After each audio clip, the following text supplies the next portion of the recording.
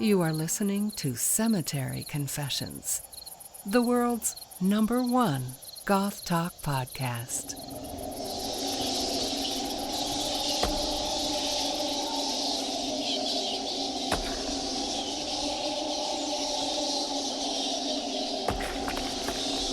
Welcome back to Cemetery Confessions.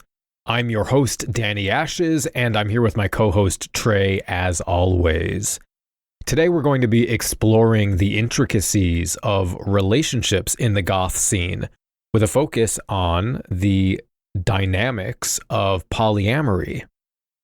We're going to be exploring our own personal insights garnered over the years through facing the challenges of romantic and aromantic relationships, unearthing toxic normative expectations, dissecting the causes and conditions of jealousy, recount stereotypes, and provide an incisive and practically applicable deep dive into integrating one's life with others you care about. Now, before I introduce the guests, I want to mention again that we have an official Cemetery Confessions perfume oil available on Etsy. The link to purchase that will be at the top of the show notes, so if you'd like to drift through a moon-drenched graveyard wherever you go, please go click the link and check it out. I also need to mention that the relatively shorter playtime on this episode is due to the fact that there will be, in fact, 2 episodes this month. This episode will feature our conversation around polyamory, and in 2 weeks, another episode will be posted with our album review, sinister suggestions, and all goth considered. I won't belabor the point here, though. I'll share the details around why that's happening at the end of this episode. So for now, let's introduce our 2 guests, Jessie and Melinda. Jessie, if I can start with you, what is your history with either goth or alternative scenes? Kind of how did your interactions with those spaces and people come about? Sure. Well, I think the first time I went to a goth club, I was maybe like 19. I think I met someone on OkCupid way back in the day who invited me to go to one of the clubs in Denver. I don't remember which one. And I enjoyed myself. It was kind of just like a dipping the toe in, but I really like the aesthetic and kind of like the community and the people. I would maybe classify myself as like goth light. I own a lot of black clothes. I like to go dancing at goth clubs. But if you asked me to name a bunch of like goth musical artists, I probably wouldn't be able to do a very good job. But yeah, I got really more into kind of the goth alternative scene through one of my polyamorous partners, actually, who introduced us, Ryan, the singer for Witch Hands. Check him out. Yeah. And yeah, we dated for almost 5 years. He is much more well-versed in the music. I tend to kind of experience music vicariously through people I date a lot of the time. So he kind of like brought me into that side of things, and we did a lot of, going to gothy things together. He has an amazing aesthetic. I think he inspired me in my aesthetic. But yeah, I could ramble more, but I think that's kind of it. Excellent.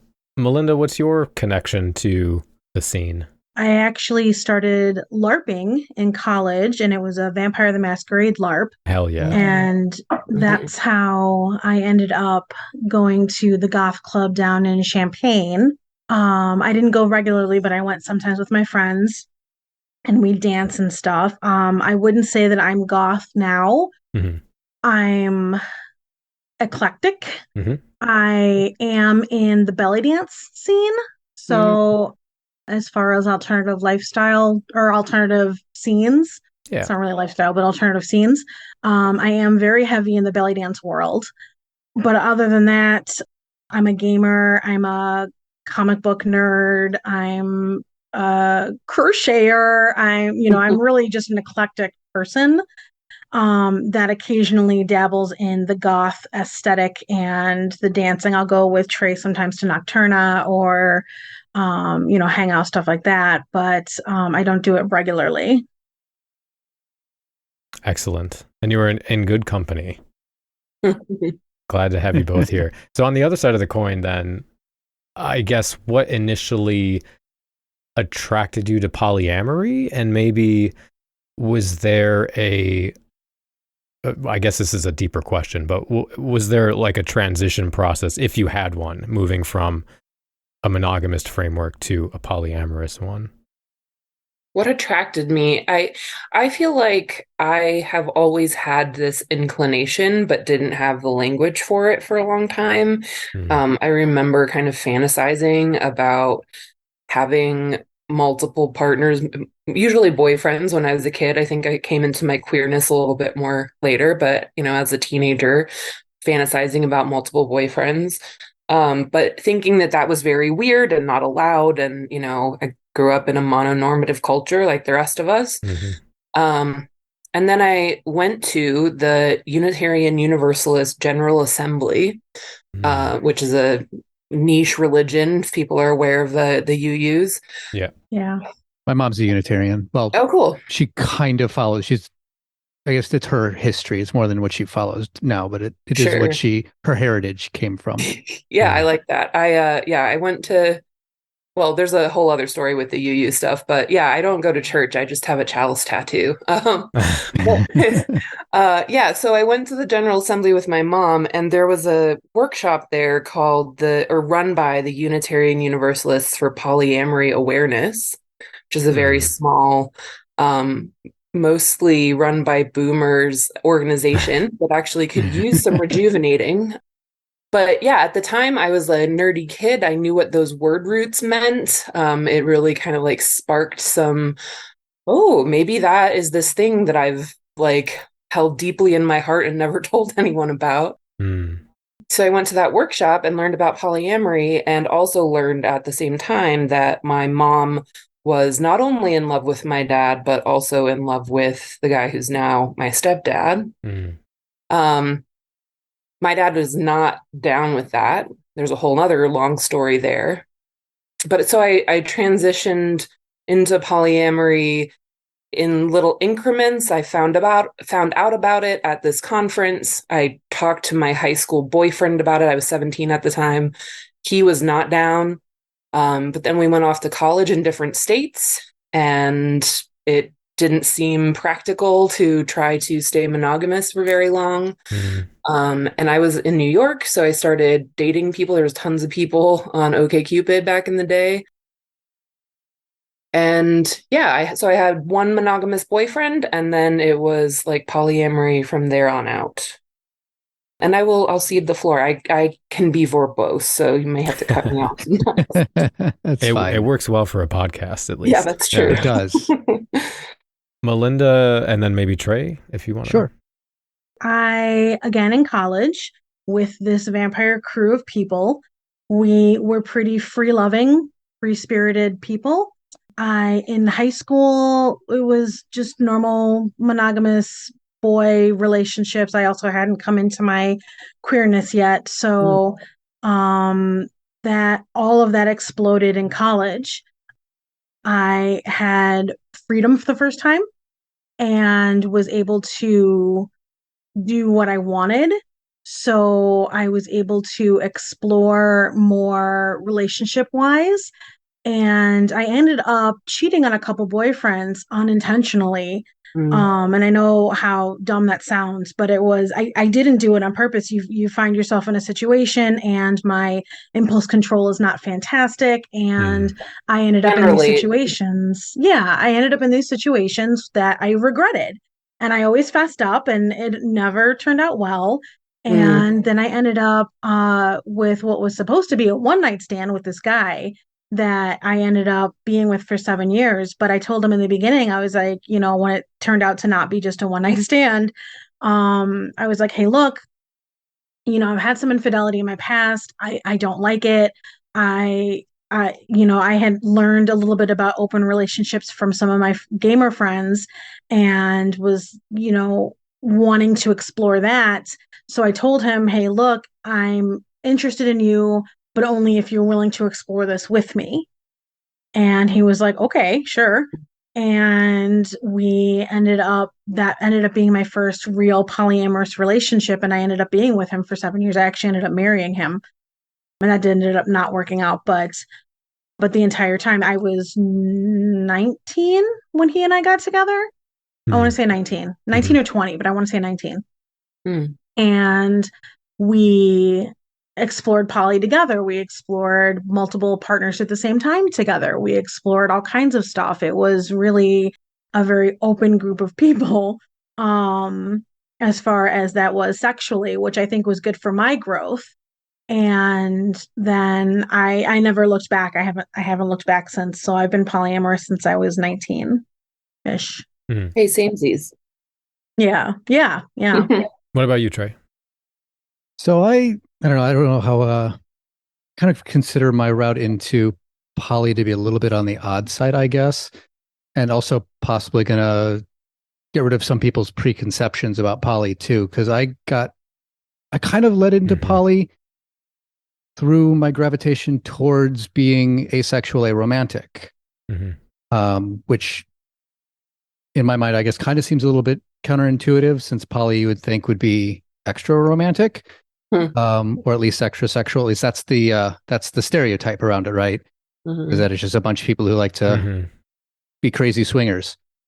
But for me, my attitude towards love and relationships and all that really evolved away from the sort of idea of monogamy. So instead of discovering poly, I kind of discovered away from monogamy and went from there, because I just always felt monogamy was a little bit weird. This idea that you have to seek this one person and they become your everything and your all. And I just didn't feel that powerfully drawn to anyone in that way. And then the way I interpreted love was in the way that when I love someone, I want them to be happy. And I want them to experience pleasure and joy and enjoy life. And it doesn't have to be me causing that. I don't need to be the sole locus of their life joy, their romance, their love. So if I'm in a relationship with someone and then they quote unquote cheat, as long as I know about it, I don't really consider it cheating, but we'll talk about that later when we talk about poly stuff around cheating and stuff, because I know that's on the agenda here. But as far as I was concerned, as long as the other person is treating them well and they're enjoying their time together, I'm thrilled for them. So it's that sort of thing that makes me happy, and that sort of thing that has always irked me about sort of the concepts of monogamy that really pushed me away from it.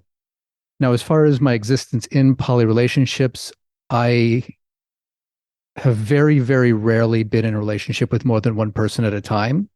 But I'm usually in a relationship with someone who is in other relationships. And that is part of where my asexuality aspects come in, because I'm not anti-sex asexuality. I'm fine with sex. I just don't crave it, don't seek it, don't need it.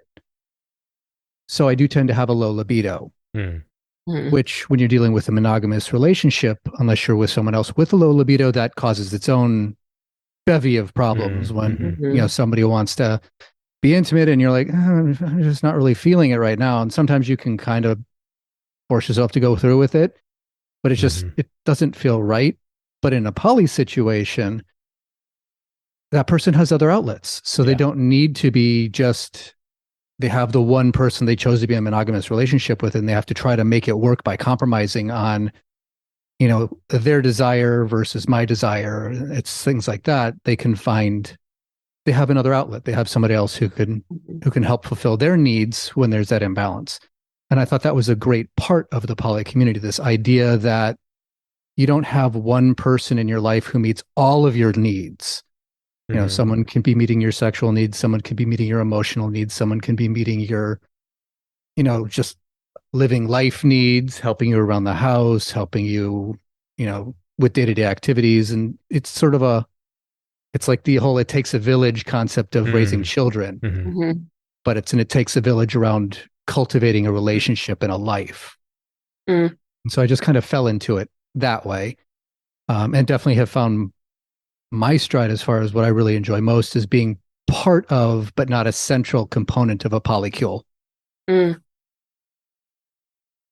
I think that decentering of love, I guess, is kind of a good transition into, or segue into, what I wanted to ask next, as we kind of jump into exploring different aspects of polyamory and a variety of different things. But I guess in my life's experience, which I am monogamous, I guess I should just say that for context, I've found that long-term relationships, not necessarily romantic ones, but I guess romantic ones would be more the case for this, is that they're very difficult to maintain if you don't dedicate a lot of time and energy into them. They tend to either dissolve or go poorly. And so I guess my question is, from an outside perspective, it might seem like polyamory requires exponentially more time and energy, but maybe it's actually the opposite of that. So I guess in your experience of maintaining multiple partners, what is that like? Oh, that's such an interesting question. Yeah, I think that part of what Trey was just saying, about like having other people who meet your needs, or maybe even other language for that would be kind of like taking care of you in various ways, or like providing feedback and care and love and connection in a variety of ways, I think supports my ability to have long-term ongoing connections with people. That I can, have a relationship that has this certain feel, vibe, certain type of sexual contact, but maybe doesn't fulfill some other requirement from, or some other, like, I don't know, thing that I would like to do with other people. Then it's like, well, I don't have to discard that relationship that doesn't fit 100% of everything to find a person who can give me 100% of everything. I can dedicate a significant amount of time to one of those relationships and also dedicate a significant amount of time to the other, or another. But I think also that the time that I spend working on my communication skills and working on sort of coping with managing my emotions, coping with jealousy and envy, my sort of just like relational skills, some of those are specific to a specific person, but some of those are more specific to me and my ability to connect with people. And so whether I were in one relationship or several, like the time that I'm dedicating to having good relationships with people is maybe the same amount of time, and it is hard. I think it's, relationships with people are hard. Humans are fucked up and we hurt each other. And so like learning how to lessen how much we hurt each other, and also how to take care of ourselves when we're inevitably hurt, like all of that applies in monogamy and applies in polyamory. So yeah, but also like having other people around, whether they're romantic partnerships, or I know I saw in the show notes, there's like some other questions about maybe like RA and deprioritizing your romantic-sexual partnerships, that like having good, close, long-term friendships. And I try to stay away from saying that someone is just a friend, but rather that like I have friends and I have some people who I consider partners, and some of those have sexual components to them, and some of them have romantic components, and some of them are something else. They support me in my ability to have relationships with the others. Someone over here hurt my feelings. I have another really close person that can maybe provide me some care and feedback and venting space to help me, like help support me in that other relationship, if that makes sense. Yeah. I'll see you before. I definitely don't know that I put more time or energy into my relationships than versus if this was just one, single monogamous relationship versus my poly relationships. It's similar to what Jessie was saying. I have different relationships. I'm currently in 4 relationships. They each provide me something different. I see them different amounts of time in the week or the month. I get different things from different relationships, and I put different things into different relationships. I try to make sure I'm texting regularly with my partners, try to keep communication open, just even if it's just asking about how their day was. Try to remember, and this is where I have ADHD and everybody knows this, so my memory's not the best and things will slip through my fingers, but I try to remember when something important is happening. You and me both, bestie. Yeah, yes. Oh, dude. But I try to remember when something significant is happening and send a message about that.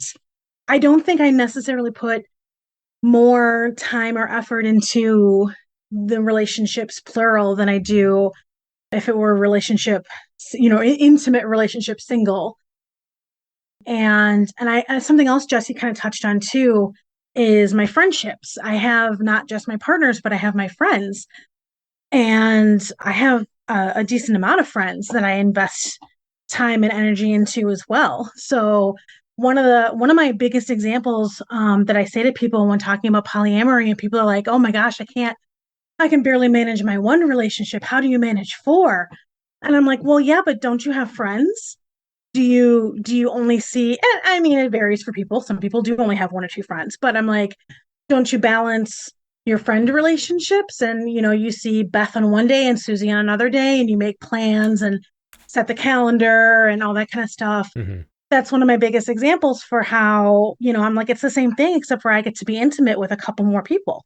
Yeah, and they know about it. It's not cheating, right? Everybody's in on the situation. Yeah. And from my perspective, as far as the conception that being in a poly is exponentially more trouble, I think some of that is kind of viewing poly through a monogamous lens, in that you're kind of seeing it as a hub and spoke sort of situation, where you're in a bunch of parallel monogamous relationships, which would be a nightmare. But really, it's often, it will depend on any given polycule, how the structure is. But a lot of times it's a lot more like a web, where we all know about each other. And so we can all support each other. And so there's a lot of extra structure there. It is a full-on community rather than one person and a harem. So you're all communists. Yes. Yes. We are. All communists. Go proletariat. Down with the bourgeoisie. You all live on a commune on a farm somewhere. Right. Yeah. I'm wearing a guillotine necklace right now. Awesome. I can't believe it took us so long to get to the word community. That was something I was thinking about as I was listening to the two of you, is how community-minded and community-oriented I am, and that the romantic and sexual connections that I have kind of are within the context of a community of people. And so, yeah, like they are also being taken care of by other people in the community. And yes.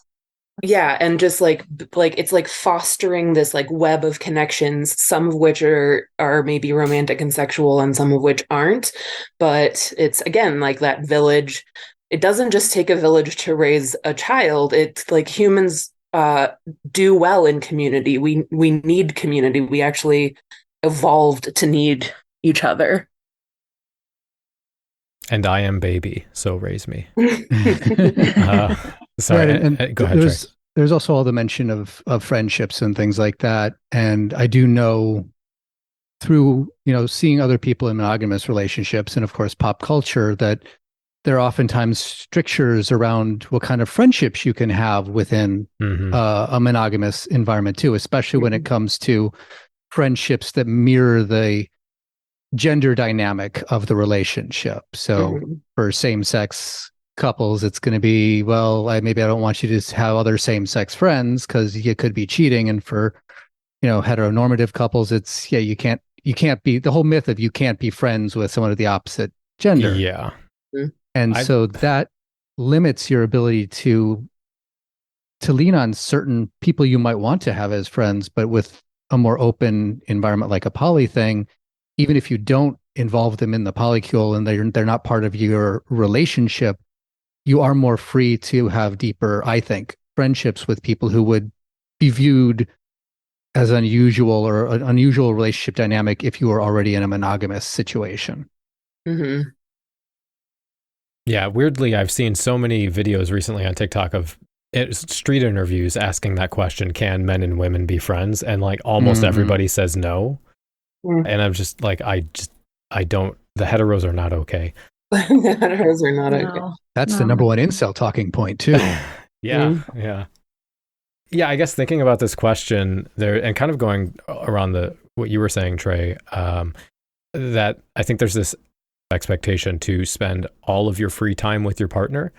There's a therapist I watch on TikTok who's been arguing with people over video games as a hobby, specifically around spouses who can't stand that their partner plays video games. In a lot of cases, I think it's because the concerned spouse doesn't have a hobby. So their partner goes off to play a game and they're like, what do I do now? So I'm going to blame you for the problem, because they don't know how to fill their own free time or be in their own head. And so then usually they'll end up in situations where they are spending time together, but neither person actually enjoys that time. But it feels like you're doing the right thing because that's culturally what it is. Relationships are portrayed as. And so I think that it's like a lack of autonomy or, self-confidence with the societal pressure to always be with your partner.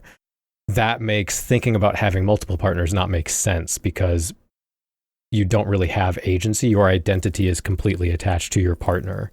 Yeah, that reminds me of a story that my I don't do hierarchy, but the partner that I've been with the longest, my sort of local main squeeze right now, his last experience with monogamy, like an example of that exact thing was what ended it for him, which is that he wanted to just go have lunch by himself, like have some alone time, go get a yummy snack, hang out, read a book or whatever. And his monogamous partner at the time was like, well, if you loved me, you would want to be with me all the time. And she just couldn't handle that he wanted to go. He wasn't even going to hang out with someone else. He was just going to have some time by himself. And that brought up her insecurities. Yeah. It's like the Disney princess trope. Yeah. That happily ever after. It's like, well, that's not what you think it is. Right. Alone time is so important. And I think like the mainstream sort of mononormative idea about relationships you were just describing really leaves out that whole relationship with self too. Right. Yeah, that's a good point. I think there's probably also the comparison of quality of time versus quantity of time. Because I think people in monogamous relationships might spend a lot of time or all of their time together, but it's a lot of like sitting on the couch looking at TikTok or waiting for the interaction to be over so you can actually go do what you want to do.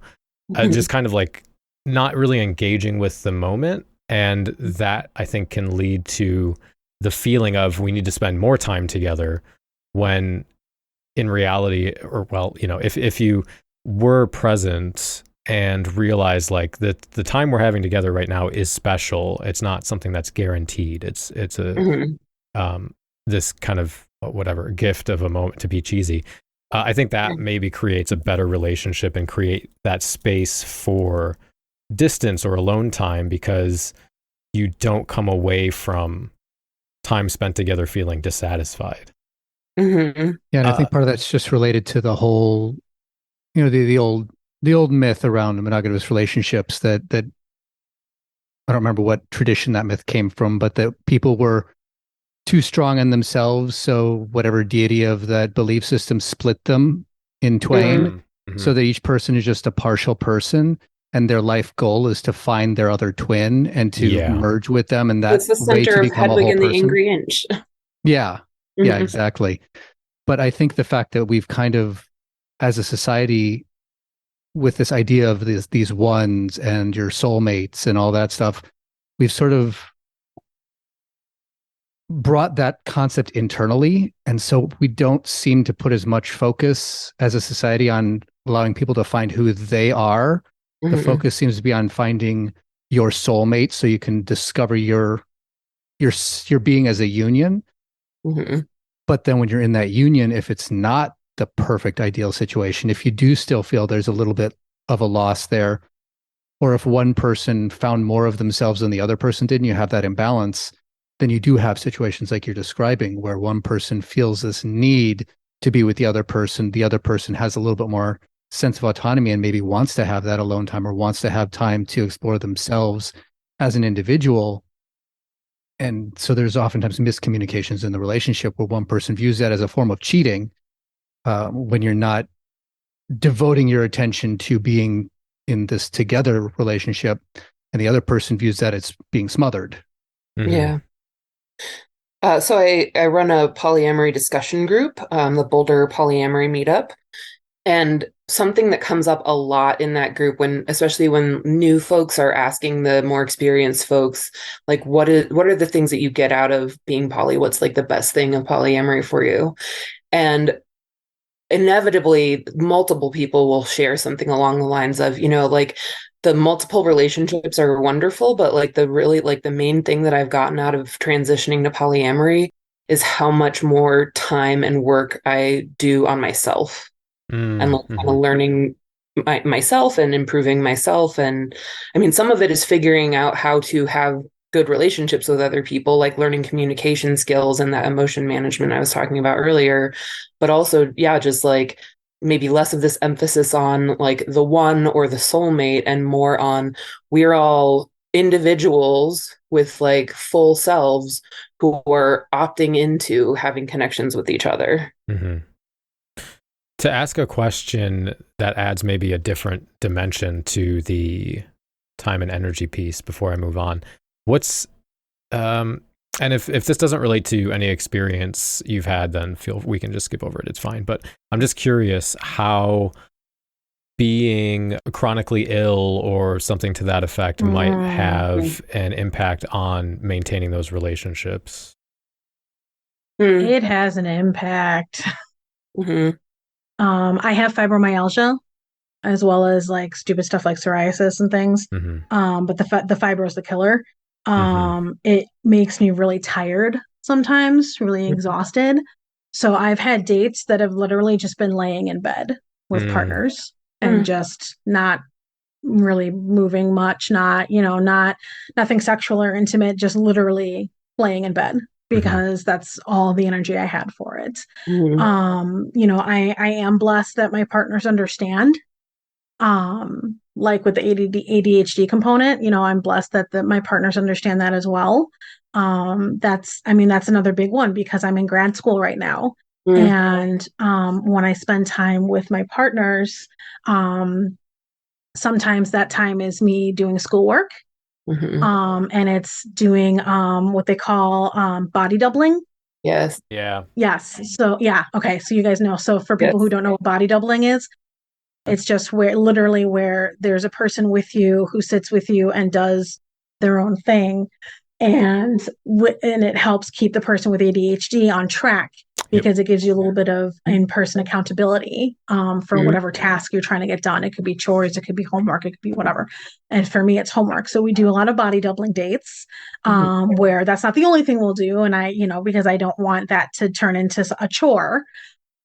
But, we'll get together with the expectation that for an hour or two, I'm going to have to do some homework. And then we can go off and, watch a movie or hang out or whatever. But going back to the original part of your question, sorry, Danny, I got sidetracked a little bit with the chronic conditions. The fibro is definitely the worst of it. And my partners do understand that sometimes my energy is just not going to be there. And if they want to spend time with me, that there's going to have to be adjusted expectations for what we're going to be able to do together. So, right. I just I love that. Thank you for sharing all that, Melinda. And one thing that I was thinking when you were talking about like the lying in bed part of the dates, or like having dates where that's all you can do, you said that not being sexual or intimate. But one thought I had was that there is like kind of a deep intimacy, like familiarity with someone when you can invite them to be in that space with you when you're like in pain or low energy or not That's able true. to do much. Not to That's correct you, true. right? Just like a No, thought. yeah, but that's true. That's true. That's a good point.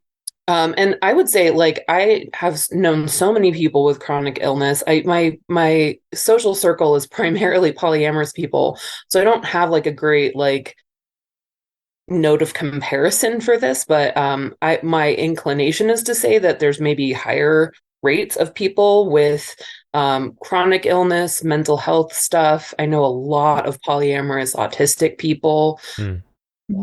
That perhaps there's something to, again, this like idea of community and network and having multiple people who care deeply about each other, where in a monogamous relationship where one or both partners have chronic illness, for example, like there's a lot of caretaking responsibility that falls on one or both of you.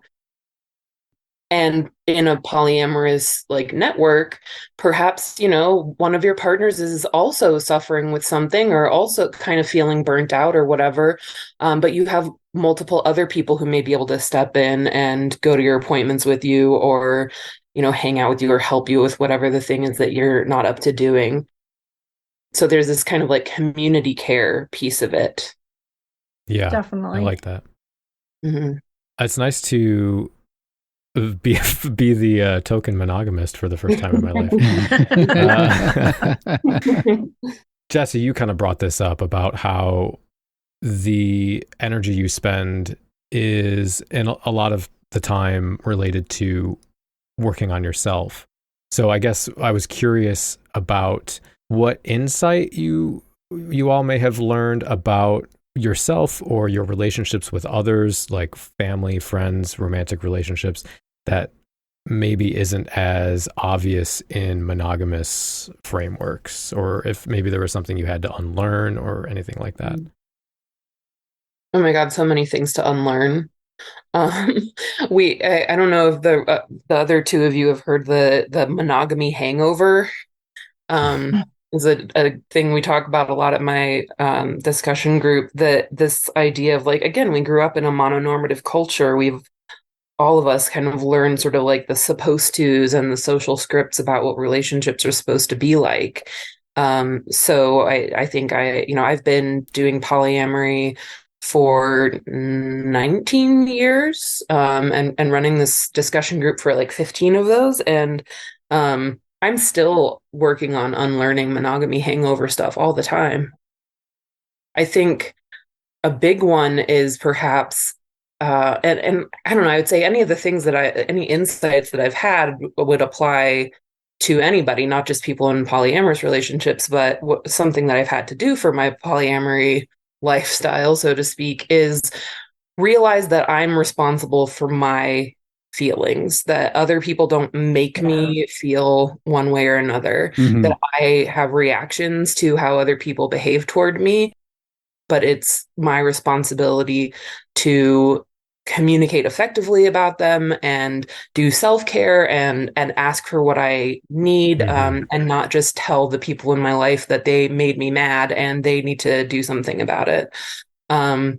Lots of communication about feelings involved in doing polyamory. And then one other thing I'll share is the idea like that I alluded to earlier of like my friendships are not quote unquote just friendships. I have lots of different people who are important to me in different ways in my life, and all of those relationships like deserve care and attention from me and bring different and important things to my life, and that includes like family and friendship and romantic partners, and maybe some other types of relationships. And I think that like we've talked about this already, that like in monoland, there's sort of this emphasis, like that's your person, that's your focus. the other things are secondary to like your main person. And for me, it's not that. It's I have lots of people and they're important to me in different ways, and I have different kinds of love with them. Yeah. I am curious about how, and I guess this is individually for your experience, right? But how polyamory handles sharing space, because in monogamous relationships, you know, it's assumed at some point you'll move in together. And then at that point, there's a lot of conversation around whose aesthetic goes in what room, how do you divide up chores, who uses the bathroom when. And so it's basically a negotiation around autonomy, more or less, which leads to all kinds of arguments and resentments if it's not done correctly. I do see culturally some trending changes in mono relationships. Like a couple of examples would be, I see more people talking about sleeping in separate rooms if they can, you know, if they have a big enough place to do that, or having two different bank accounts. I think is a lot more normalized than when I was a kid. It was just assumed if you get married, you have the same bank account. And I've seen people on TikTok arguing for even just not living together and the benefits of that. So yeah, how does being polyamorous deal with the merging or not merging of spaces? Well, I mean, I can only speak from my own experience, obviously, but I'm practicing what's considered solo polyamory, in that I live by myself and my space is my own, and my partners come to me mostly and hang out with me, but then go home. I don't have, you know, what some people call a nesting partner. I don't have a live-in partner.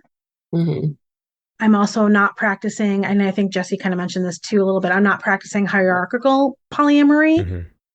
I'm practicing more where each relationship is its own entity and no relationship is above or below another relationship. We're all more or less equally important. So I don't have a primary partner in that example. So as far as sharing space, I'm not. I'm living on my own. And talking about monogamy hangover, I kind of would like to live with someone there, and there is something kind of romantic about having a live-in partner. But I'm also not in a position with any of my guys to have that. So I, you know, would, and actually I would, and in my ideal world, and don't ask me why, I kind of want a woman live-in partner. And I don't have a woman partner right now. I highly recommend. I highly recommend living with like two like cool lady friends, which is what I'm doing. Just it's a different energy, and it's kind of the energy I'm looking for that I just don't have in my life right now, and that's okay. You know, I've got time, but so the way things are, you know, and I've got a child who's gesturing wildly to herself next to me right now. And that's something that's important too. It's the fact that I am a mother, more or less single mother, you know, single in the sense that I don't have, you know, like nobody's another parent to Ash. That is something that's important as well, is that I have to have a good space for my child to live in, you know, that's safe and comfortable for them, you know, what they consider safe and comfortable. I don't want them to be uncomfortable with strangers rotating through the house. You know, we don't do that while they're here. Just Trey. So that, yes, Ash is fond of Trey. I think everyone is fond of Trey. I just met Trey and I'm fond of him. Yes.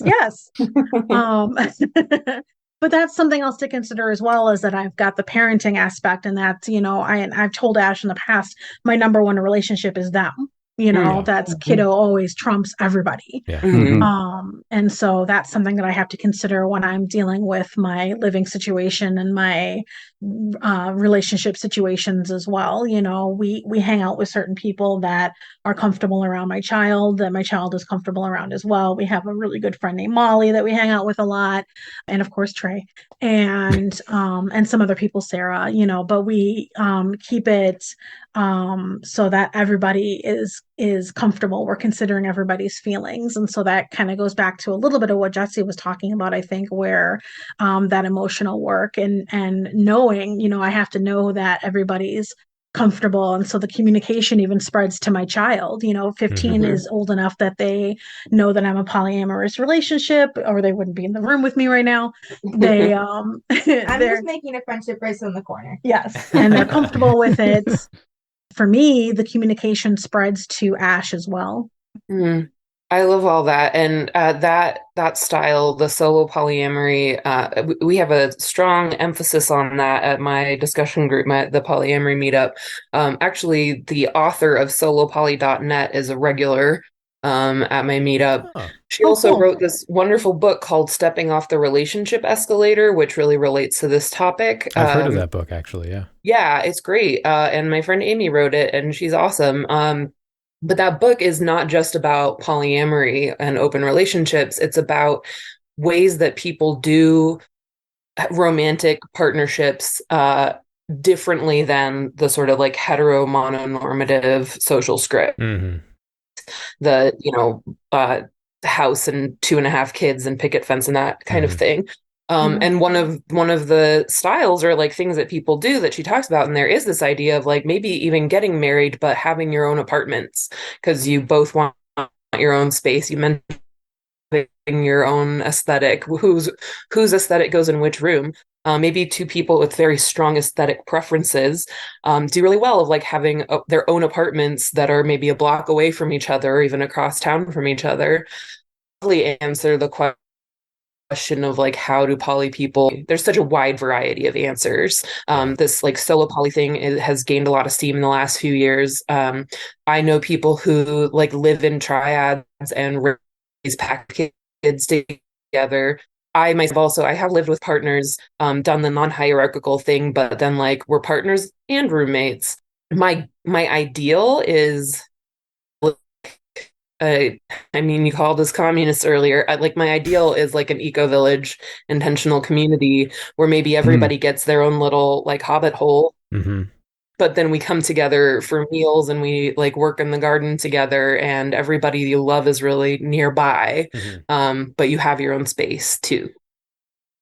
I currently live with 2 friends, one of whom, is a long-term kind of romantic friendship.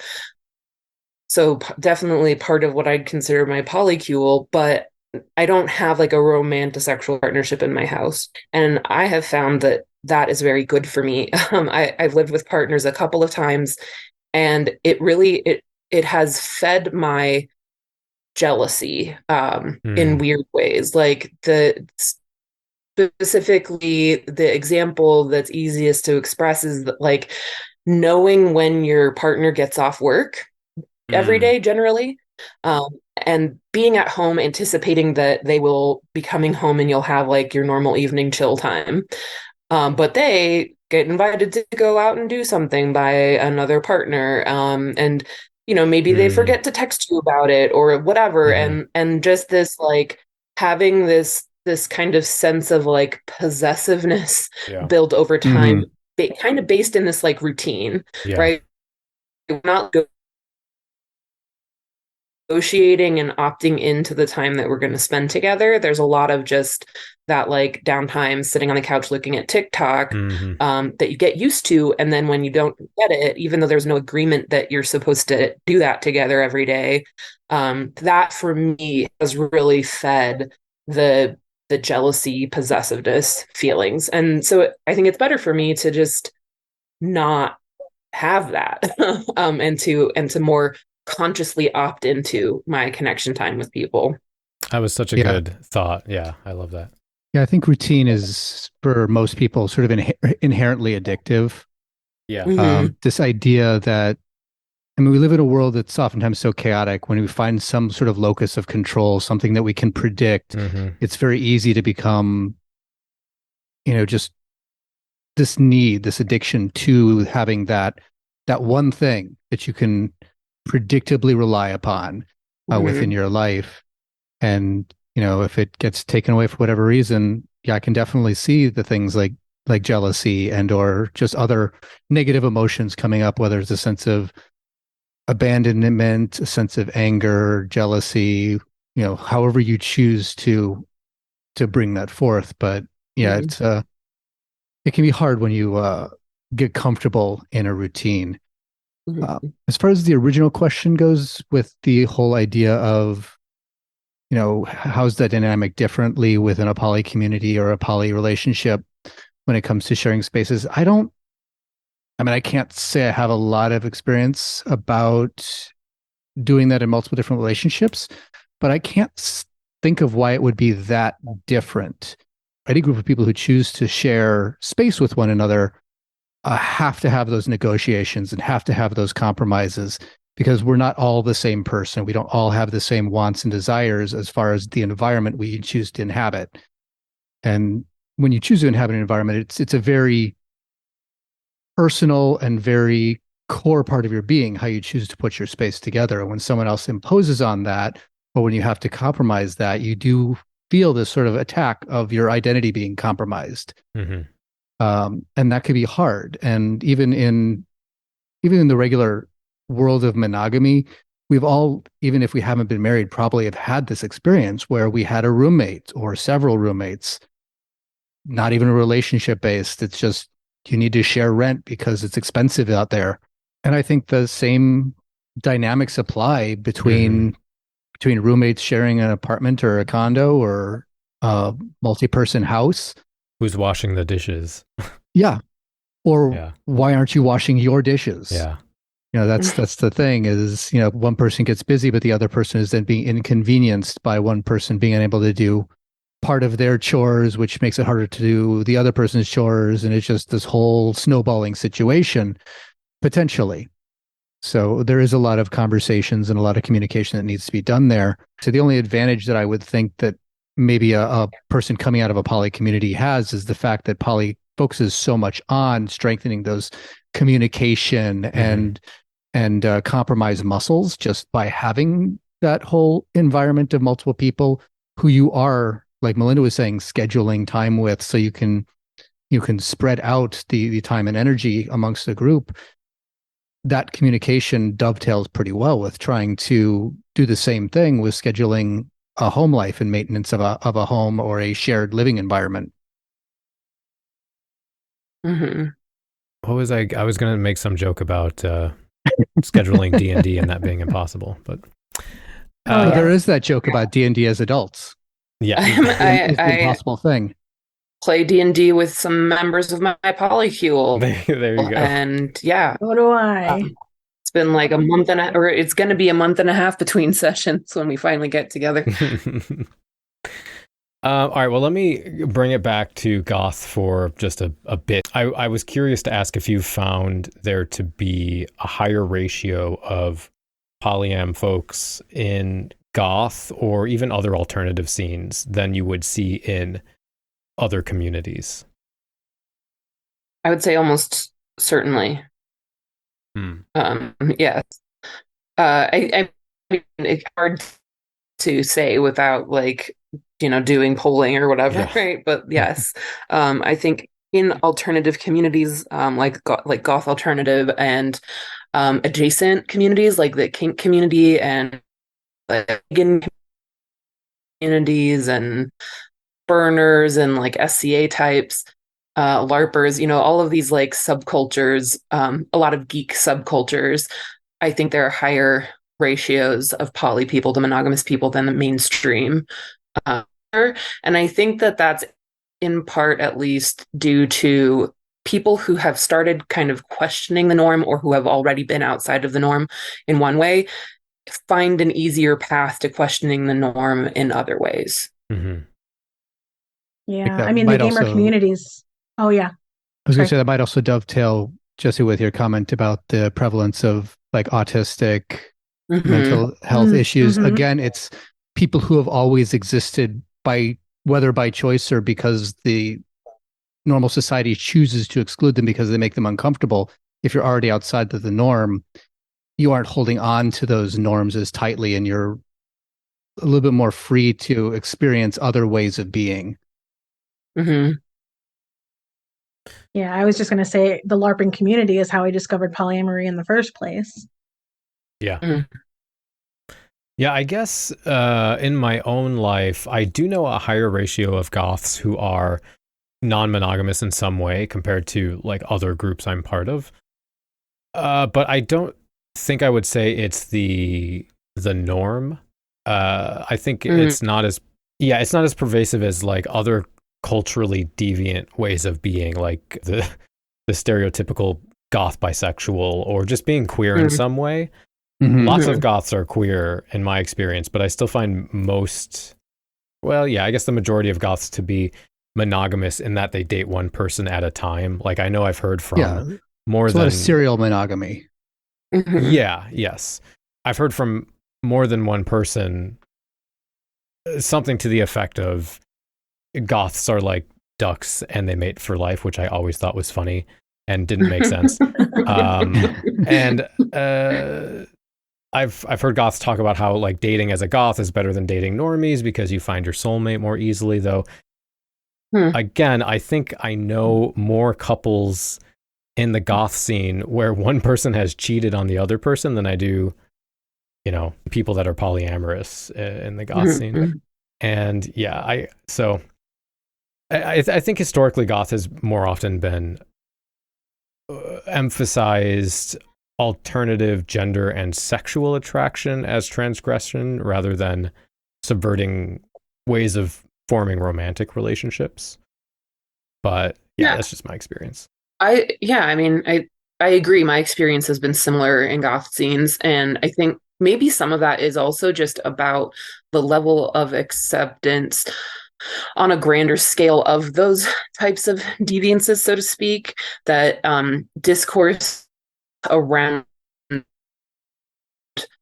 being queer has been around a little bit longer, maybe like a decade and a half or so, than like polyamory. And I think that polyamory or ethical non-monogamy is kind of on the rise. And I think that we will probably start seeing higher in general in the world, but then also in these subcultures. And I think that the ratio is certainly like, just to throw out numbers, like if it's like 1% of people that I meet in mainstream life are non-monogamous in some way, maybe it's like 10% in the goth scene or something like that, right? Like it's still not the norm, but it's more normal. The question that kind of follows from that is, do you have experiences or examples of how goths or alternative people react to polyamory when that comes up, maybe in comparison to like if that happened with somebody at work or something, right, outside of those communities? So are there still those stereotypes in the goth scene that come up? So kind of related to that question, but still about, I kind of want to go back to the previous question as well. While I agree that there is more prevalence of poly in my experience in the goth community, one thing that I can say that I've definitely seen, which is the non-healthy side of it, is there's sometimes this sort of one-sided assumed poly that isn't always shared. And sometimes the communication aspect of poly is put by the wayside into the more sort of free-spirited swinger side of poly. So you'll have people in relationships where they haven't agreed that they're in a poly relationship, but one person acts as if they're in a poly relationship, or sometimes both do, but they're not communicating that with the other person. And so that's where part of that comes from, is this idea. And I think that part of that is just the assumption, right, that in goth spaces or in a lot of alternative spaces, people are more free to buck those social norms. They do so with too much abandon, without understanding that it's not about being totally free to go around and shtup whomever you like. It's, it's about having those relationships and having that communication. And there is this, in a poly environment, there is this idea that you are communicating with all of the partners and they all know about one another. So if you're going behind anybody's back, even if you're in a poly relationship, it's still not okay. It isn't made okay by being in a poly relationship. It's not okay by being a poly person. But people who are just getting into it and who have that preconception that the subculture is, okay with it or it's the norm, get into these sort of unhealthy habits. And I've seen that in the kink communities as well. Absolutely. So it's that side of it where it's the assumed one-sided poly that in my mind be a problem in those spaces. Yeah, and I think that to answer the more recent question and off of what you were just saying, Trey, that I think I've seen stronger negative reactions in goth spaces to polyamory. I've certainly had strong negative reactions in other arenas as well, but perhaps some of it comes from this having had negative experiences with someone who says they're polyamorous but is acting really unethically in some way or another, or seeing that happen to friends of theirs, and like perhaps a higher prevalence of polyamory or people experimenting with non-monogamy, ethical or unethical, in these alternative spaces kind of raises people's alarm bells a little bit more about it, perhaps. Yeah. All right. So I am good at podcasting. That's why you have the editing after the fact. Yeah. So this question or this subject already came up, but it was something I wanted to ask about, which is a very common question, like probably the most common thing I see brought up outside of polyamory whenever polyamory is brought up is, essentially how is jealousy handled? And then maybe more, and do you experience jealousy? And I guess maybe a more interesting question is, where do you think the root of jealousy comes from? And Jessie, you kind of already addressed this a bit, but I do experience jealousy. I also think a useful term for this conversation is the word wibbles or wibbly feelings, which many poly people use to refer to sort of a collection of feelings like jealousy, envy, fear of missing out, insecurity, and then a more broad, like the withdrawal symptoms from your enculturation around mononormativity. But yeah, I think a lot of people, maybe most poly people, experience that. I have met people who say they never experience jealousy, and like, more power to them. I think to answer your more interesting question, which I love, I think wibbles come from various places, but a lot of it is insecurity, unmet needs, and like a lot of times like internal self-work kind of stuff that needs to happen. People feeling insecure, not because their partner is like doing anything, but because, whatever happened in their childhood that they haven't worked through with the therapist yet, or done enough journaling about or whatever. For me, I think there's a lot of like fear of loss, that the jealousy comes up as like, I'm worried that I'm not good enough, and so my partner is going to want to be with someone else. And it's weird how that comes up in polyamory when everybody is allowed to be with someone else. But there's still that fear that like, okay, well, that someone else is going to be cooler. They're going to like be sexier than me. My partner's going to want to spend more time. I'm going to become like old. And so, I think, yeah, the answer is probably different for everybody, but I've seen that in myself and in people that I've talked to, is this like, internal, I'm not good enough feelings. Yeah. I mean, I agree a lot with what Jessie said. I used to be a person who had no jealousy at all. I recently am actually experiencing a little bit of jealousy over a situation that's happening with one of my partners. One of my partners might be moving to be closer to a different partner. And that kind of hit. You're talking about childhood issues and things. I have abandonment issues. And that hit me square in the abandonment issues. Yeah. And so for the first time ever, I'm really dealing with this situation where we're talking about our emotions more, we're talking about our feelings, we're talking about, what does this mean? And the other relationship is more of a primary relationship. So I can't, I'm not I'm not mad, but I'm sad, you know, and I'm allowed to be. Yeah. It's my feelings. Mm-hmm. You know, and you know, if and when he does move away, I'm really going to miss him. So that's something that I've been juggling with, and you know, every time I see him, we kind of discuss it a little bit more. You know, not the whole time we're together because that would be a mood killer, but we're trying to keep communication lines open and be like, you know, he really wants me to meet her, and I just don't know how I feel about that. And I haven't been able to reconcile that yet in myself. I've been working with my therapist about it, you know, and really kind of the consensus is I need to do what's best for me.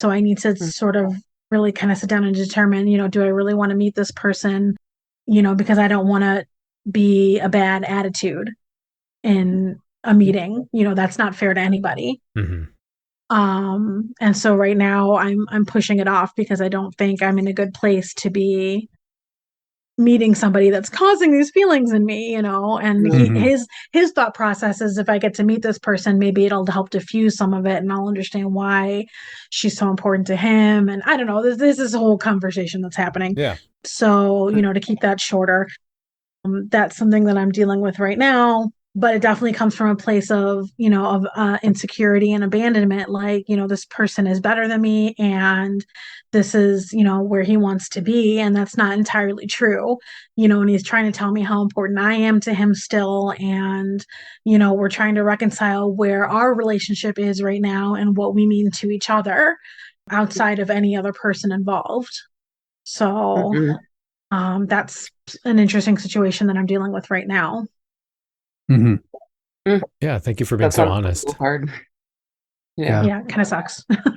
Yeah, it definitely does. Yeah, for me, I mean, the concept of jealousy is probably what pushed me away from monogamy the strongest, and led me towards poly. Not because this is a haven that's free from jealousy, but it seems to be an environmental relationship style that doesn't, to some degree, almost glorify jealousy.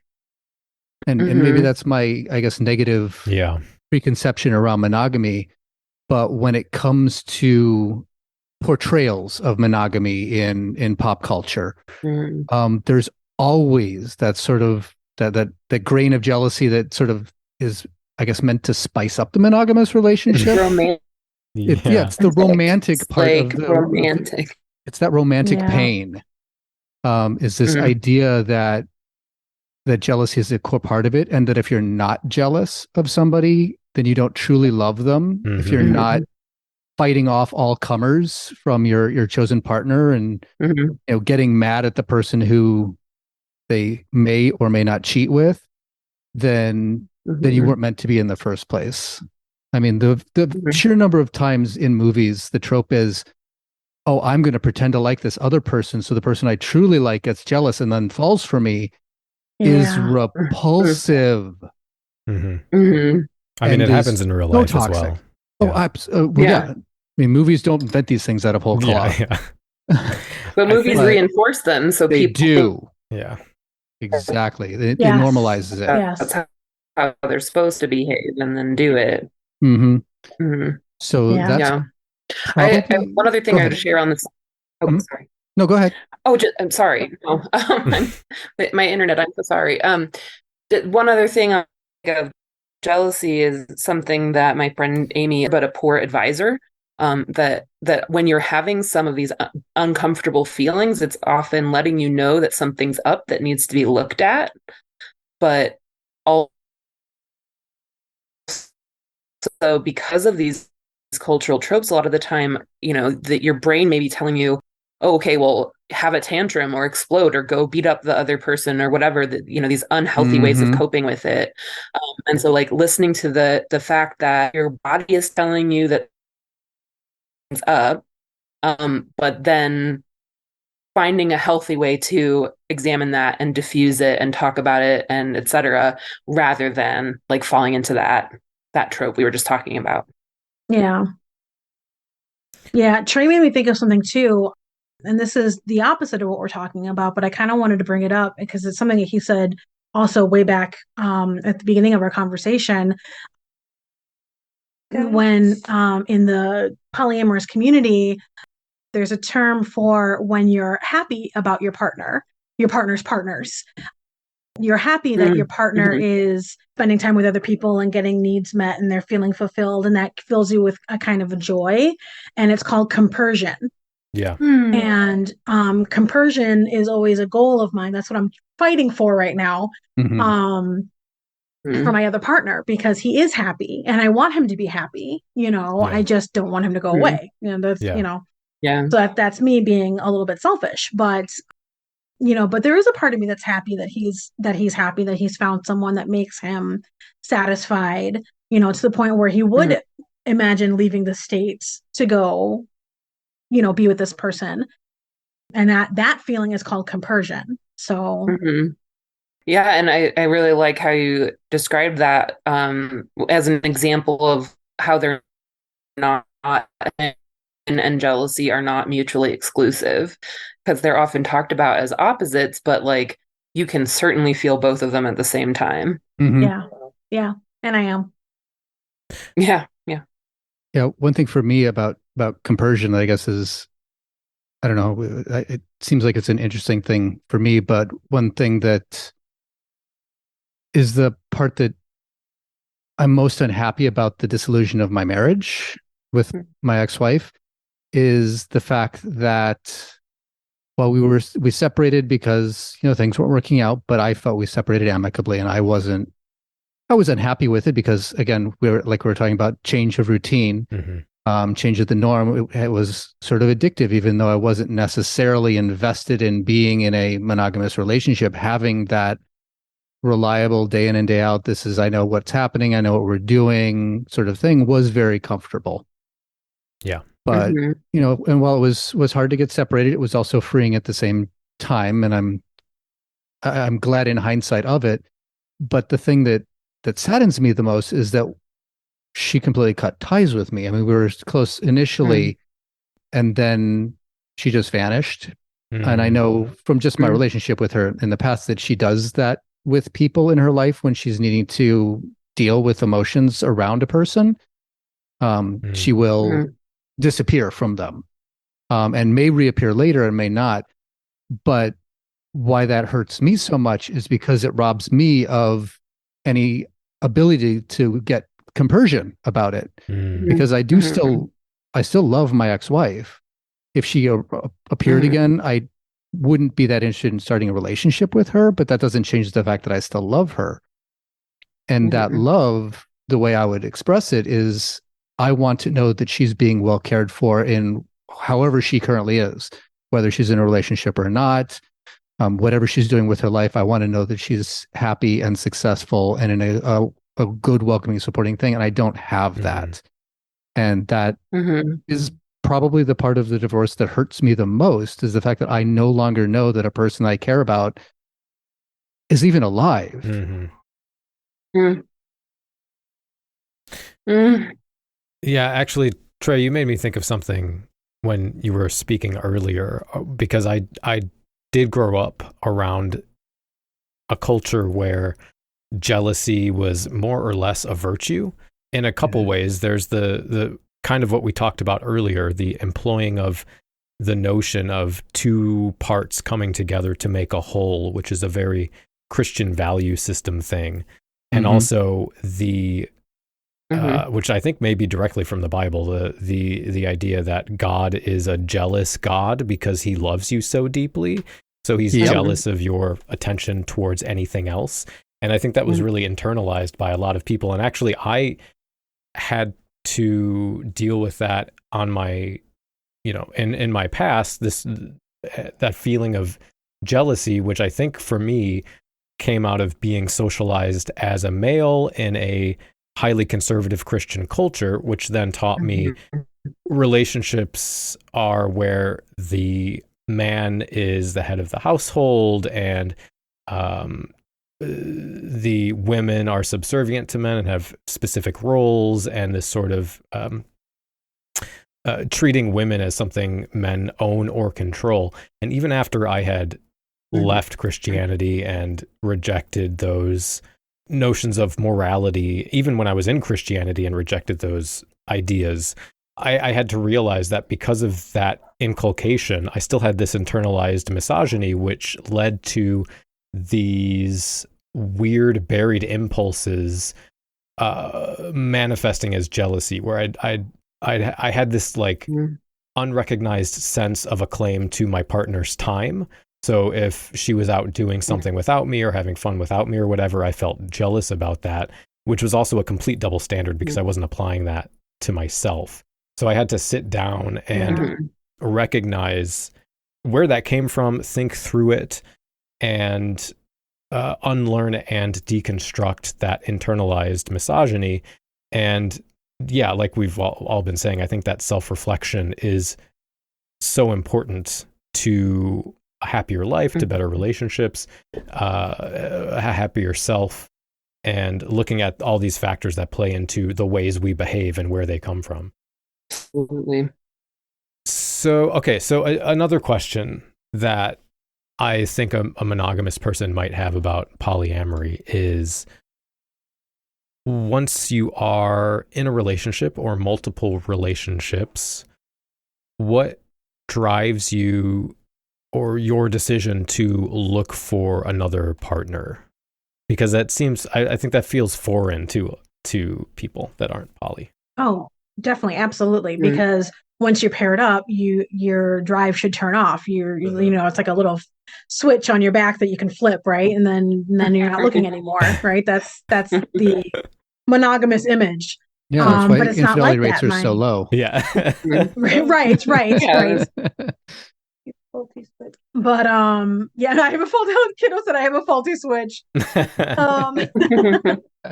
But for me, it's having an unfulfilled need.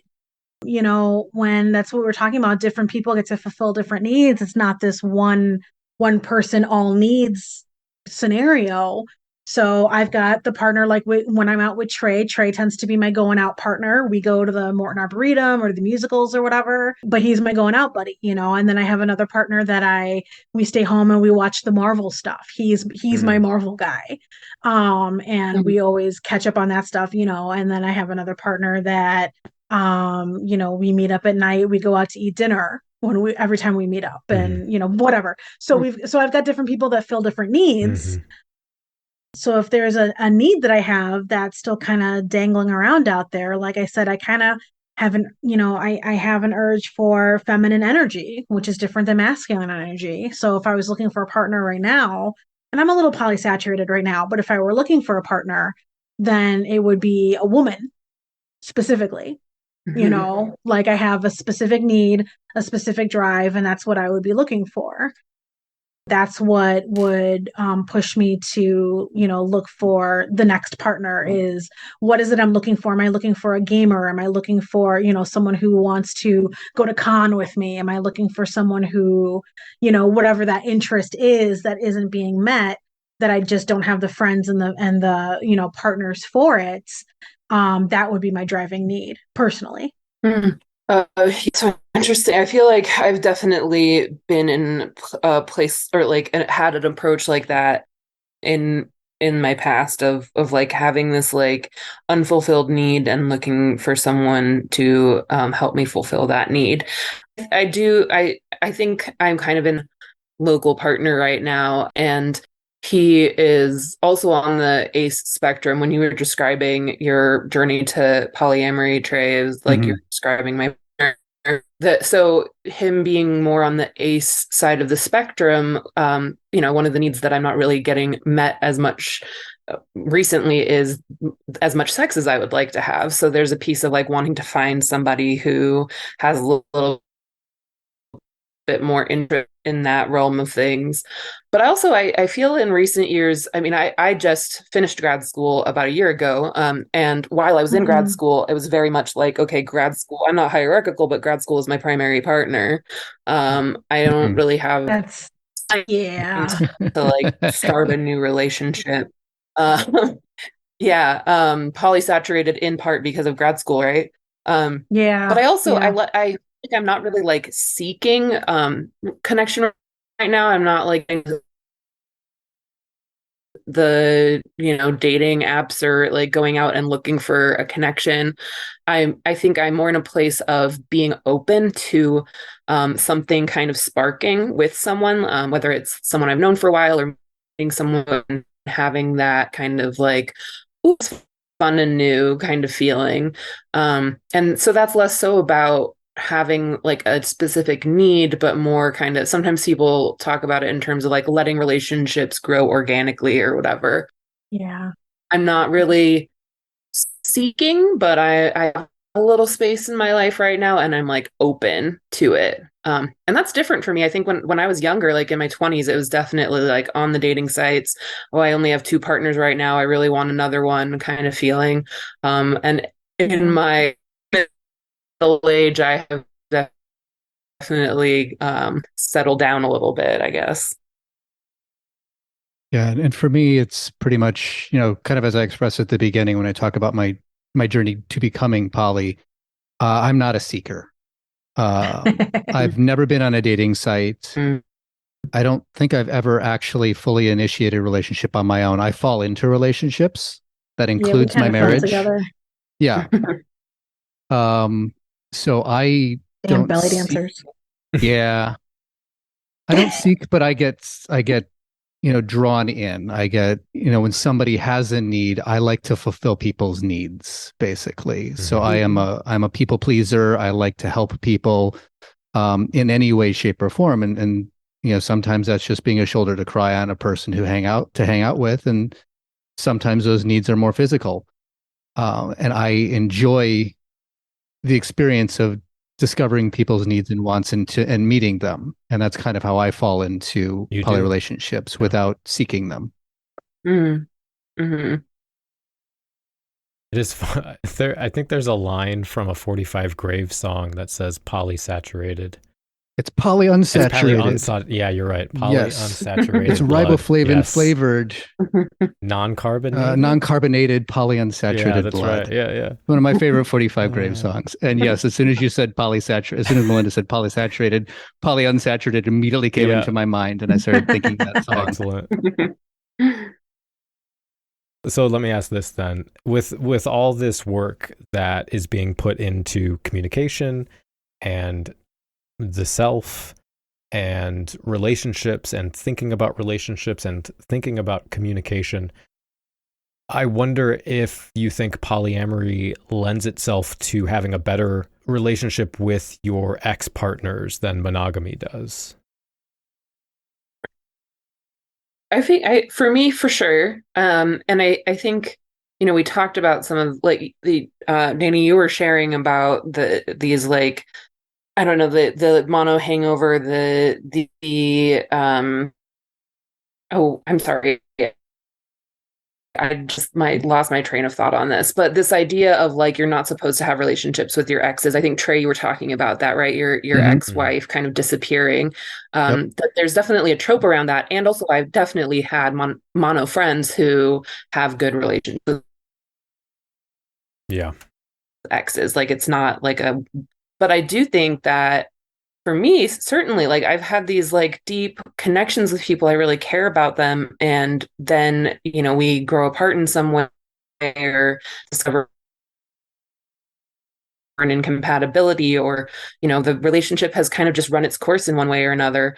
And it doesn't mean that we end our relationship completely. Sometimes we talk in terms of like having a relationship transition instead of a breakup.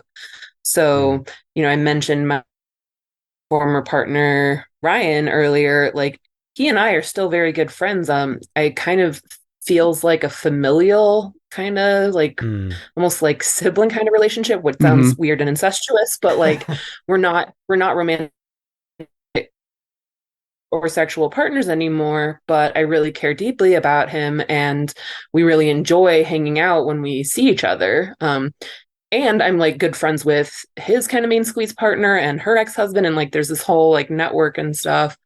And also have exes that, have kind of just fallen by the wayside, specific connection with a specific person. But in the poly community, there's less of this emphasis on okay, well, you need to just like completely cut that person out of your life now because you're not together. Yes. Yes, I agree with that. And their partners aren't going to ask for that either. Yeah. I will say the goth dating scene in general is weird and incestuous, so it's Yes, perfectly for sure. fine. Hmm. Any other thoughts on that? From my point of view, at least from my perspective, I can't think of anybody who I've ever been in a relationship with that I wouldn't be happy to hang out with again.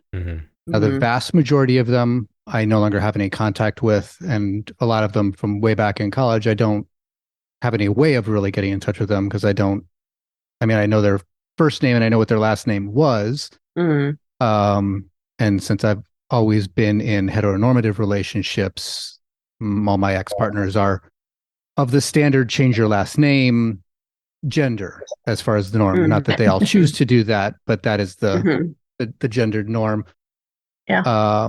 So whether I could even find them or not is a whole nother question. But there are a handful of exes from more recent times that, I would still, even after we split up, I was still friends with, and continued to be friends with as they went into another relationship, and was friends with their partner too, and would hang out with both of them as a friend. I would hang out, and I know they're together, but I'm just sort of hanging out and I'm in a good relationship with any of them. So yeah, if I was, the horror story of so many people in the, mononormative relationships is, what if you were trapped in a room with all your exes? Yeah. Like, that would be awesome. Yeah. I would love that. I would be able to catch up with all these people that I miss. The party. Exactly. And it doesn't mean we're going to all do anything. No. Like I said about my ex-wife, if she came back and wanted to be in a relationship with me, I don't know if I really want that. And that's not necessarily what I want with ex-partners. And I don't necessarily think of them that way. But in general, I still love all of my former partners, even though I don't have any way of getting in touch with them and don't have any real contact with a lot of them. I still love them and still hope the best for them. Yeah. Okay, well, so can we talk about, I guess, add some more detail to the different ways of doing polyamory, which have kind of come up, right? There's hierarchical polyamory, egalitarian, relationship anarchy. I'm curious about, I guess, what your thoughts are on those and why you think one works better for you than the other, and what it means even for people who don't know. Well, to describe hierarchy versus non-hierarchy, I think it's actually pretty complicated. We actually spent most of our Monday discussion talking about this topic recently. The idea of that there's a dichotomy between hierarchy and non-hierarchy, I think, is actually much more complicated.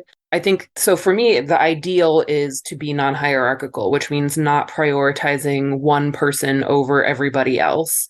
Or this idea that like you have like your spouse or your live-in person, your nesting partner, your like main squeeze, who their feelings, their needs, their preferences get consideration over the preferences and needs of other people that you're involved with.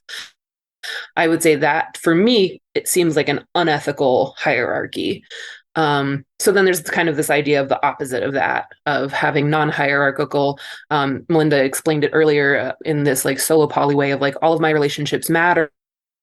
They're all different. And that's the ideal for me, for sure. And I think that it's actually really important to recognize that sometimes hierarchy pops up even when we're trying not to. Yeah. Or just that like sometimes you prioritize one relationship over another. Sometimes you only get a +1 invitation to that wedding and you have to pick somebody, or go by yourself. So, or sometimes you really like both of these people, but you kind of want to spend more time with one of them than the other. And like, that's okay, right? You're allowed to have preferences. You're allowed to have like different priorities at different times in your life. You also mentioned, prioritizing your kid over other relationships, right? There's like there are ethical ways that hierarchy can show up. I think the way that to make it ethical is to be open and honest and like communicative about it, and not treat anybody like they're a secondary person, which so that language of like primary and secondary always gets under my skin because nobody is a secondary person to me. I I've been often a think in secondary terms of having, before. yeah, it's gross. I don't like I've it. been a I've been secondary there. before. It sucks. Yeah, it sucks. It's yeah, it makes you feel inferior. Yeah. I kind of thrive as being a secondary, Yeah, but that's just absolutely. me. Some people like it I too, know. right? And this is not to say that, and I think like people can do the having a primary partner in an ethical way. They just have to be about it, and and like everybody has to. But one thing I will say about myself, I think more in terms of kind of having like a core of people who are the the more significant or like the core like important people to me in my life, and that includes romantic sexual partners a lot of the time, and it includes long-term deep friendships, and it includes my sister and my mom, and sometimes doesn't include all of the people that people are outside of the core. Doesn't mean that they're not an important person or that I don't like our connection, but they are, I don't know.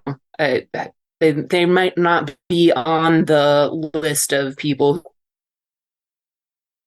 invited to the eco village or something like that. Yeah, I'll yield the floor. No, I think you summed it up really nicely. Like I said, I've had experience being a secondary. In his primary was his wife, which I get it in a way. The woman that he was living with at the time, and the mother of his children. And just the hard part was he'd always tell me how important I was to him. And there was other stuff going on in their relationship that I didn't know about at the time as well, that I know about now. But he would tell me how important I was. But then the second she would be like, honey, I need you home. You need to come home now. He was up and gone. There wasn't even a discussion like, well, let me spend some more time with Melinda or whatever. It was like she snapped her fingers and he jumped. Yeah. That sucked. Yeah. But like I said, there was also more going on in that relationship than I knew about at the time. So, but it hurt, it hurt him too. So, yeah. For me, when I think about the hierarchical concept of poly, it seems like almost a harder or more dangerous road to take, because it flirts with some of those monogamous tropes that a lot of the poly community kind of perceives as negative. This idea that when there's a hierarchy, there's a main squeeze.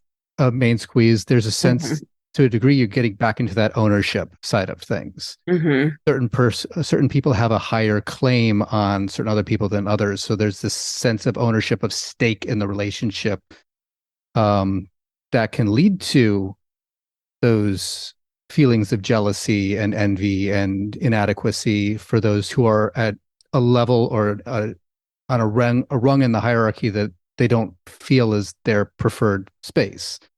Like for me, like I said, I thrive in secondary roles because I like a lot of time to myself, and I don't necessarily always want to be called upon. So if I'm a secondary, the primary gets all the attention, then I fill in at a more comfortable pace for myself that makes me feel a little more comfortable.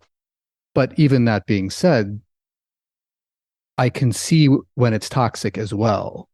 When not only is it, there's a primary and secondary or tertiary or however many, and everyone's comfortable in their place, but it almost becomes a competition where whoever is defining that hierarchy, which in itself is its own problem because it's creating a person who's the sole arbiter of what this whole poly community is. They're the leader of the poly community, and that's problematic in itself. But that person can then manipulate the group, having everybody else in the community fight one another for their attention. And, you know, with that case, that's a whole mess of unhealthy dynamics. And to avoid falling into that is, I think, where the difficulty of maintaining a hierarchical poly relationship is. I'm trying to be hierarchical while still being healthy, while still being communicative, such that everybody feels that even though it's in a hierarchy, they're in a place on the hierarchy that is a good fit for them. And so you need very specific people with very specific needs and a very in-depth sense of communication and understanding of all those people's needs and desires. And that is probably verging on impossible. Yeah, it's really tricky. That's getting into a lot of self-knowledge, and which we were touching on a little bit before too, you know, getting to know yourself and your own needs so that you can speak up for them.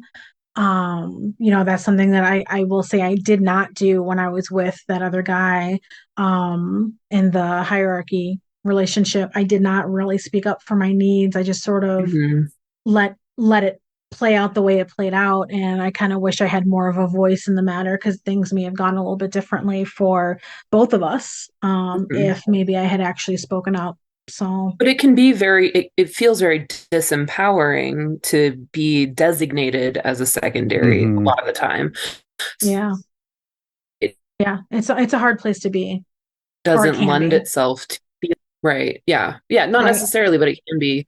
One thing I think that matters to me in terms of like people doing hierarchy ethically and effectively is leaving room for change and growth, and like people having different needs at different times in their lives or you know, whatever. And that there are a lot of people who hierarchy because they're coming out of monogamy. They're like opening a monogamous marriage and they want to like preserve that relationship the way that it was, but add people to it. And that's just really like, that's impossible. Like your relationship is necessarily going to change. People change. It's inevitable. The idea, like you were saying, Melinda, of cohabitating with, I mean, people, but having a romantic partner and maybe some other people, there's a lot of lovely stuff about that. But also like, I would want to get stuck in, okay, and that's it. I want there to be room for, if one or the other of us has another person who also wants to be a cohabitation person, that we're open to having a conversation about that.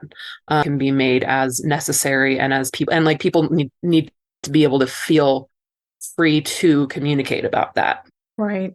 Yeah, I kind of want to mention kind of how Melinda was describing our polycule. I kind of view as almost a situational hierarchical poly relationship, where there's not an abstract hierarchy where one person is on top of another, but based on the situation, based on the activity, you know, this one person is better for going out because we enjoy that activity better and the others don't enjoy it enough. Yeah. This person is the preferred person when it comes to hanging out and watching Marvel movies because we have a more enriching experience when we share that with one another. But, you know, that can be shared with other people. It's not exclusive. We all kind of share these things, but there are people who enrich certain experiences more than others. And so there's a bit of a hierarchy there based on the individual situation of who you invite to certain activities. And I think that's perfectly healthy. Yeah, I'm definitely going to pick you, for example, if I'm going to a musical first. You know, if I'm going to be going to something, but you know, I've gone with other partners well, okay, I'm going to pick you first. But talking about the partners, thank you. Anyway, I've got the peanut gallery. But I have gone out with other partners to other things before. It's just that, yeah, he's right. I'm going to usually pick a person first that's more fitted for whatever the activity is that we're going to be doing. I don't know if I consider that hierarchical or situational. That's why I was calling it a situational hierarchy. Yeah. Well, and I think like that if it was rigid, right? If okay, well, Trey is my going out partner and he's the only person that I'm going to go out with. And if another partner came along and was like, I'd really like to go out with you, and you're like, nope, Trey is the going out partner, that's like kind of an example of an unhealthy hierarchy. Right. Versus, right. You meet someone who also likes musicals, and now you have two people that either you invite both of them or you kind of alternate or whatever, and you're not giving that preferential treatment at all times to one person kind of arbitrarily. Yeah. Yes. That's a little bit more how I function. So I guess to say a lot of that maybe in a different way, at least to see if I understand, and some of it just from reading up on relationship anarchy as well, which is another whole other thing. Similar though, is that basically the idea is all relationships are equal and agentic and right, not just romantic relationships. So it wouldn't be like the example that was brought up earlier of we're spending time together, my other partner wants me to do something, so I'm going to leave and go do that. In this other framework, you're taking in this case, hurt feelings of someone else as being equal to any other partner or any other friendship or relationship. So if you made plans with somebody, you would honor that rather than you wouldn't cancel it because now you're a different person wants that time with you. Yeah, which I like. I appreciate that view of everyone as, equally important. Yeah, and respecting commitments that you make to people. Yes, definitely. Dropping them because of someone else's whim. And I think it's important to bring up, I mentioned the idea of triage briefly, that like sometimes one of your partners needs to go to the hospital or something, and like you're on a date with another partner. And that's an instance of not hierarchy, but like prioritizing, right? Like, okay, we're having this lovely date. Oh shit. Like someone's having an emergency. I am going to drop the date, and I hope that the person I'm on a date with gets why, right? Like, or even offers to help you out to, get to help the person. We all know each other, and we're all going to go help the person. Yeah. Well, first of all, I guess I should say this has been immensely satisfying for me because I have learned a lot, and I think even whatever kind of relationship you're in, thinking about relationships is so vital and important for everyone involved. So I guess the final question I thought would be appropriate is, do you think more people should consider polyamory or that was the end of my sentence. Do you think more people should consider polyamory? I think that's a tricky question. Yeah. Because I feel like, and people can absolutely argue with me, I feel a little bit like we have a wiring towards polyamory. I feel like people who have the best experience with polyamory, I'll say it that way, people who have the most successful relationships with polyamory tend to be people who are maybe a little bit more mindful, a little bit more aware of their own emotions, a little bit more, I don't want to say less jealous, because obviously I'm dealing with that right now, but have maybe more awareness of those emotions and feelings. And I can't tell you how many people I've talked to, because I actually am not really in a polyamorous community. I mean, I have my Polycule, but my friends and stuff are not. And a lot of them are like, oh God, I could never do that because I'd be so jealous. And I was like, well, yeah, maybe you can't. That might be the reality of it, is that, you aren't able to sort through those emotions. You are, for whatever reasons, if those emotions trump your, everything else that's going on, that's going to sour the relationships, potentially. So I feel like that maybe not everybody can do it. that it takes a certain kind of person, but then I don't have the great definition of like exactly what that person is. So I guess sort of to answer your question, I think it's good to be open-minded towards it. I think it's a really good thing to consider, but I'm not sure everybody is capable of it. Yeah, you basically said exactly what I was going to say, that I think that it needs to be something that is more as an option, that there needs to be more sort of exposure in our culture to the idea of the possibility of having healthy, honest, ethical, open, or polyamorous or relationship anarchist relationships. And that everybody is going to be good at necessarily, and like it's okay to choose monogamy or choose polyamory or one other kind of monogamy and not having any idea that that was a possibility or that anyone else felt that way, like that feeling very othered and weird. Like I'd love to avoid that for future generations. I actually think Gen Z is way Yes. Yes. They're definitely moving in the right direction. And yeah, for sure. And I do think that I believe that everybody has the capacity to have multiple loving relationships. I believe everybody may have the capacity to have multiple romantic and or sexual relationships. And that may not be a good emphasis for everybody or the thing that everybody wants to emphasize in their life. I think a great resource for some further thought called Sex at Dawn, which looks at the prehistoric origins of human sexuality and makes some arguments that maybe we're sort of not quote unquote built for monogamy. But also we get to use our giant brains to decide how we want to live our lives and be human in a world that is very divorced from how prehistoric humans lived. So I'll pretty much echo what everyone else has been saying, but I'll let Melinda state her one thing first. I just one thing you made me think of too is that, talking about being able to love more than one person. People have multiple children all the time.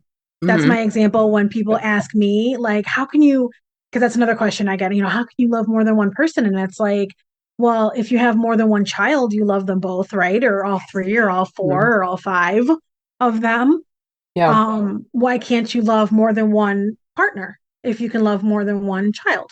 And it's different love. Obviously, it's familial love, it's parental love. And I will acknowledge that. But that's usually my go-to example is if you can have multiple loves for your children, why can't you have multiple loves for your intimates as well? Yeah, children is actually a really good example. For the people who do categorize how much they love their individual children differently, they have more problems that need to be worked on. Yes.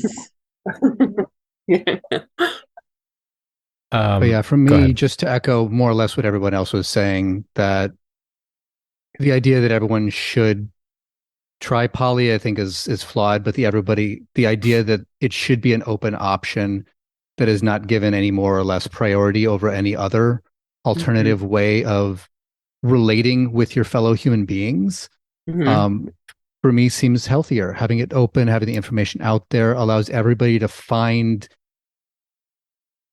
the way they want to interact with their friends, their community, however they want to establish that community, however they want to define those relationships, that works best for them, I think would be better for society as a whole. Because the more limited the spectrum of potential relationships is, the more people are going to be dissatisfied as they try to shoehorn their square, round peg into that square hole. It just, if you feel you have to be, I know you do. I had a little bit of a pegging reference. I've been holding my tongue this whole episode. It's not a good Cemetery Confessions podcast without a good conversation about pegging. But the more we have to conform, the more we have to change who we feel we truly are to conform to some sort of generic societal norm in all the different spectrums that our society is currently talking about, that now the better. And, relationships and the shape of those relationships is just one of many things that we're currently having a conversation about. And for a healthy society to grow, the ability to not force people to fit into a role they don't feel themselves having a fit, but they have to be in that role because they can't function in the society without fitting in that box. And I think that's a big downside to the way our society is currently structured, and leads to a lot of unhappiness. We see that all over the place. And that, of course, explodes into all sorts of misdirected aggressions, whether self-directed or outwardly directed or both, all of the above. It causes just more pain and hurt beyond just the person being affected by it. It spreads out in pain and misery all over the place. And I don't think that's a good way to exist. Yeah, absolutely. So it needs to be an option. Just an option on the table with more information. Everybody needs to learn about it and find where you fit and thrive. That leads just to my one more thing, which is that I think part of this is about having comprehensive sex and relationship education, and like age appropriate at different age levels. Have healthy relationships is something we don't do a lot of in our culture, let alone sex ed, right? And I definitely don't model them. I think that, and I think that it's the versus poly, but how do we have healthy relationships with each other where people feel like they can advocate for themselves and be themselves and support each other and have all of those things that are healthy relationships? I got a lot of learning about that from doing polyamory. And I think a lot of people don't get it when they stay in monogamy because there are so many social scripts already about how those relationships are supposed to be. But it doesn't have to be that way, right? Like, people who are in monogamous relationships can have the open, honest communication, the healthy relationship stuff that I get out of doing polyamory. It's just, I think it's less accessible in some ways if you stay in monoland a lot of the time. Yeah, because you don't have a community built around that. And and you don't get taught about it in school either, right? Yeah. Yeah, I mean, thinking through the causes and conditions for your actions and behaviors and dynamics of your relationship are going to be beneficial for everyone, regardless of your whatever framework you use. And I also agree with the destigmatization and even, in my opinion, deconstructing of the religious morality that I think drives a lot of the toxic behaviors. And would, the destigmatization thing would also, I've heard of situations described by people online where their coworker or their neighbor gets really aggressive about, oh, I'm going to tell your wife that you're cheating on her because I saw you with this other person, and then trying to explain like, no, I'm actually polyamorous, and it just doesn't make sense to them, and so they're still aggressively like upset about it. So obviously having that more readily available and aware for people will lead to not those situations. Right. Yeah. Okay, well, does anyone, before we say our goodbyes, does anyone have, Melinda or Jessie, any social media or projects or anything you'd like people to follow online? Not particularly. I used to do a little bit of blogging at sexpot.com, but it's been a long time since I posted anything there. People are welcome to look up the Boulder Polyamory Meetup on meetup.com. If you're in the Denver Boulder metro area, come on down. Newbie nights are the first Monday of every and all that information's on meetup.com/Boulder Polyam. Fantastic. Nice. Yeah, no, I don't have anything poly related, polyamorous related that I'm doing right now. Just the belly dance stuff. I'm in a group called Tonic, and we dance in the local area, but it's not poly related. It is goth related. Yeah. It is. And it's awesome related. It is. And We've you're got a performing in performance June. coming up in June. Yep, in June. There's a big event called Tribal Revolution happening. Or no, not. It's not called, anymore. No, it's not anymore. It used to be. It's called Fusion Evolution. Fusion Evolution. It's an event in Wheeling, Illinois, and everybody is welcome to come. We want to welcome everybody into our community. It's lots of 3 days of workshops, vendors, and 2 nights of shows. And I'm in the Friday night show. So amazing. It's a big deal. Just out of curiosity, I'm going to try to get you to go to that just like I do all the other events. Yeah, you should come. Out of curiosity, is the name change in response to like requests from Indigenous people? In a manner of speaking, yes. Yeah, okay. That's cool. It's us trying to be more culturally appropriate. I love that. And not appropriating anything that isn't ours. I love that. Yeah, a lot of just side tangent on that, kind of related to polyamory. Well, I've heard poly people in the past talk a lot about like, oh, I'm looking for my tribe, my tribe of people, right? And I really try to myself move away from that language and also prompt people to move away from that language if they're not native. That you can talk about your polycule, you can talk about your network, you can talk about community, but that like this word tribe is kind of appropriative. So I really appreciate that. Yeah. So that is why it changed to Fusion Evolution, because we are the fusion belly dancers. I love it. Love it. Jinx, you owe me a Coke. Thank you. Thanks both of you seriously so much for taking the time to do this. I learned so much. This was really emotionally satisfying and plays right into the kinds of things I've been thinking about recently. So it was very, very helpful on a personal level. So yeah, thank you both for coming on. This was a delight. Yes, thank you. Thanks for inviting me. Yeah, thank you. It was lovely.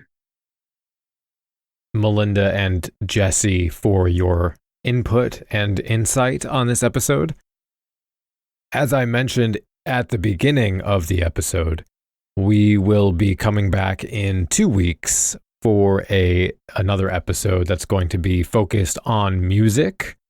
The initial impetus for splitting this episode into 2 was simply logistics. We had to reschedule the recording of this episode quite late in the month, which only left me a couple days for editing. So splitting the episode means I can still publish on time, or at least close to when the episode normally goes up, without having to delay several days or more. This is likely a one-time thing, but it potentially makes sense in the future to split the episode into 2 different episodes, both from a time management perspective and even a coherency perspective, right? Because we generally have a lengthy interview or discussion for the first half, and then that is wholly unrelated to the second half of the episode. So making the music roundup its own thing feels more cohesive to me, but that's not necessarily what we're going to do going forward. So I would like to hear your feedback. If you have a preference, or if you don't care, then whatever, it doesn't matter. But just letting you know, we might experiment with the format a little bit. After the upcoming episode this month, next month, we are going to be bringing together a round table panel, one of those sort of like big 5-guest panels that we've done in the past. And everyone involved is going to be a goth who creates content on TikTok. And we're going to be talking about social media, certainly, and the environment of social media, and the experience on TikTok versus in-person interactions. We'll also just be sort of discussing generational differences, right? How do our guests, who are generally in their early 20s, there's a range though, sort of view identity and goth and various aspects of what is and isn't goth, that kind of thing, and just have a big discussion around goth in 2023. So I think that's going to be a really entertaining and interesting episode as well. I always, of course, like to say thank you to our Patreon members. That is really the core of Cemetery Confessions. Without them, Cemetery Confessions does not continue on. It is really, truly the lifeblood. So my deepest thanks to everyone who is on Patreon. And if you have like $1 a month or $2 a month that you are able to use to support this kind of content, or you just want to see what kind of bonus content you can get, right? This month I put out a video with myself and my 10-year-old going to Nocturna for his first ever goth event, which was a really special experience. And last month we had an interview with Ryan of Witch Hands to talk extensively about the new album and goth in general. So if you'd like to get that kind of content and other stuff, head over to patreon.com/Cemetery Confessions and consider supporting us in whatever way you can. Thank you for listening and spending your time with us on this episode. I really, really appreciate it. We will be back in 2 weeks. So until then, stay dark. The preceding program is a member of The Belfry, a network of blogs, podcasts, and videos for the darkly inclined. Go to thebelfry.rip for more information.